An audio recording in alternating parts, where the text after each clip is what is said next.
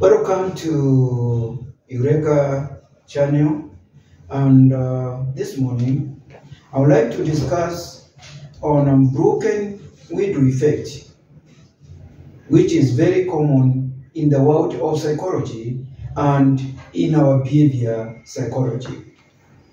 When a window is broken and there is nothing which is done, it's just left like that, there is high likelihood even for the other windows to be broken, and in the final analysis, you find that almost all the windows have been broken.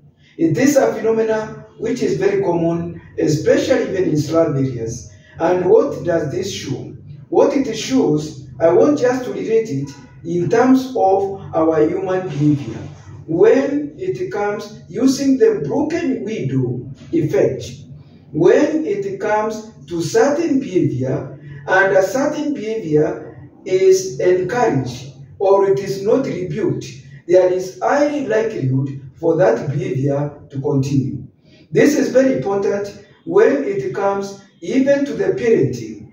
When your child does something, has done something wrong, and what you do, you don't rebuke or punish that child, there is high likelihood for the child to assume it is okay with that behavior.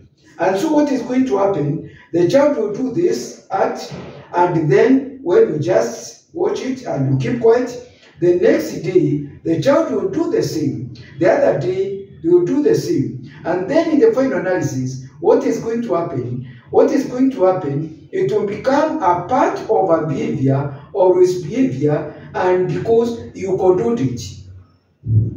This also happens even in our relationship with our friends. If your friend realizes that there are certain things you are comfortable with, though they may not be good, you are simply going to continue with it because your friend seems to be keeping quiet. When you keep quiet, people assume you condone that behavior.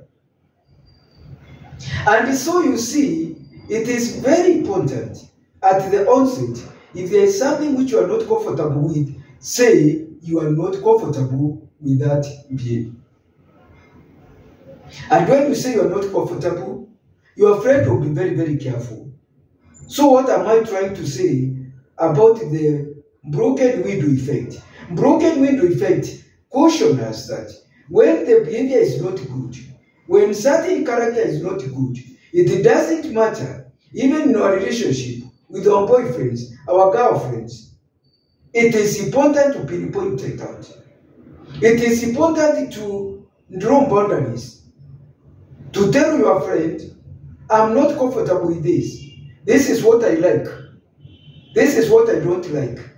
And when a person has done something wrong, please pinpoint it.